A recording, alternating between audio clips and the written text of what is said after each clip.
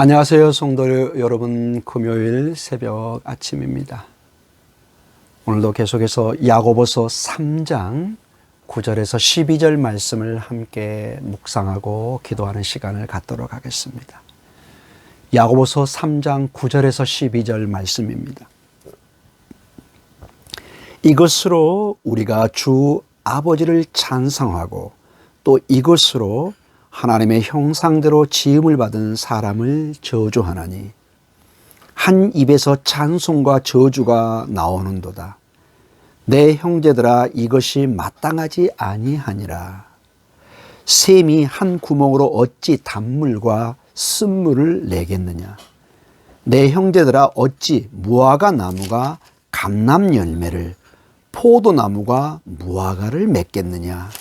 이와 같이 짠물이 단물을 내지 못하느니라. 아멘. 사랑하는 성도 여러분, 이 3장은 계속해서 우리의 말의 중요성, 우리 입술의 그 행위가 얼마나 우리 믿음의 삶에 영향을 주고 있는가 하는 부분을 계속 살펴보고 있습니다. 우리는 이미 이 야고보서 1장 8절에 두 마음을 품어서는 안 된다. 모든 일에 정함이 없는 두 마음을 품으면 이렇게 하나님의 응답이 없고 흔들릴 수밖에 없다 하는 경고를 받았습니다. 마찬가지로 이 혀도, 이 한 혀로 두 가지 기능을 해서는 매우 부적절한 것을 보여주고 있습니다. 오늘 계속해서 이 9절에서 12절 말씀은 이런 것은 아닙니다. 우리가 어떤 말을 했을 때 그 말이 A라는 것을 말했을 때 이 A라는 말에 B의 뜻이 있는 그런 식의 경고의 말씀이 아닙니다. 우리가 어떤 말을 했는데 그 뜻이 아닌데요, 이렇게 우리가 사용할 때 쓰는 어떤 두 마음, 두 혀의 표현이라는 것이 아니라 이 한 혀로 극명한 두 개의 차이를 줍니다. 어떤 차이를 주느냐? 9절을 한번 보겠습니다. 이것으로, 이 혀로 우리가 주 아버지를 찬송하고 또 이것으로, 이 혀로 하나님의 형상대로 지음을 받은 사람을 저주하나니. 즉 우리가 어떤 말을 했는데 다른 뜻이 있다, 저는 그 뜻으로 얘기한 것이 아닌데요, 이런 차원이 아니라 이것은 극명하게 우리 혀로 하나님을 찬양합니다. 근데 이 동일한 하나님을 찬양했던 이 혀로 어떤 사람을 저주합니다. 근데 그 저주한 사람이 어떤 사람이냐? 하나님의 형상대로 지음받은 사람입니다. 이것이 이제 심각한 문제를 가져온다는 것입니다. 어떤 심각한 문제냐? 여러분, 하나님의 형상이라는 것은 온 사람들이 다른 짐승들과 달리 사람은 하나님을 닮았습니다. 하나님의 존엄성, 하나님의 인격, 하나님의 생명을 우리 모두가 닮은 것입니다. 그래서 인간이 우리가 귀한 것입니다. 그래서 이것을 우리 표현으로 우리 모두는 존엄성을 가졌다. 누구도 함부로 할 수 없는, 우리 모두는 하나님의 존엄성을 가진 것입니다. 즉 하나님의 형상을 가진 것입니다.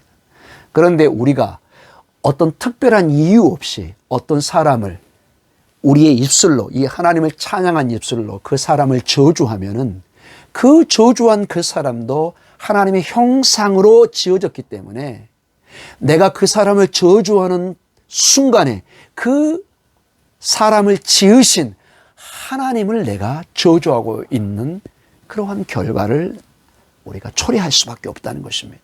나는 그 사람을 저주했는데 사실은 그 사람을 만드신 그 하나님을 내가 저주하고 있는 그러한 결과로 나오고 있다. 이렇게 야고보서는 굉장히 근본적인 문제를 지적해 주고 있습니다.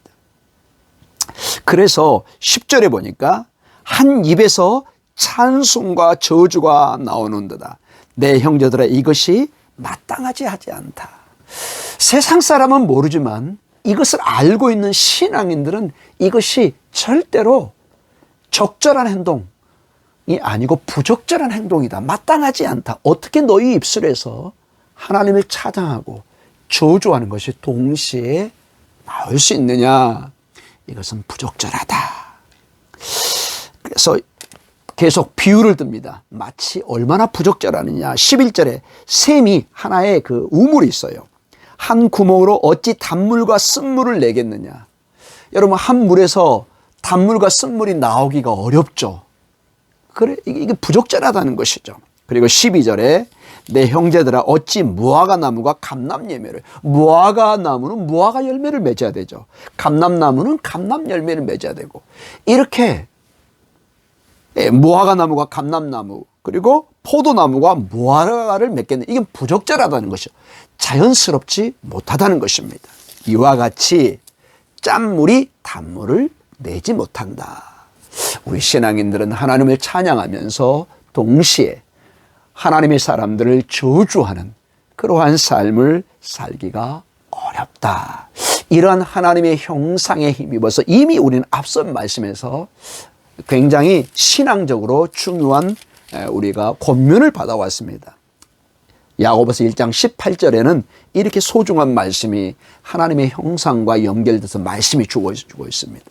1장 18절에 그가 그 피조물 중에 우리로 한 천 열매가 되게 하시려고 자기의 뜻을 따라 진리의 말씀으로 우리를 낳으셨다.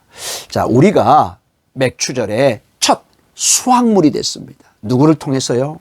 예수 그리스도의 그 진리의 말씀을 통해서, 하나님의 그 귀한 생명의 말씀을 통해서 우리를 첫 열매가 되게 하셨다. 얼마나 우리가 소중한 존재입니까?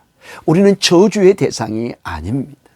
축복의 대상이고, 그 생명의 말씀으로 첫 열매가 되는 소중한, 이것이 창세기인 하나님의 형상으로 표현되어 있고, 오늘 이 야고보서 1장 18절에는 하나님의 진리의 말씀으로 나음을 받은 첫 열매라는 소중한 존재로 이렇게 표현되고 있습니다. 그러니 어찌 우리가 저주할 수 있겠습니까?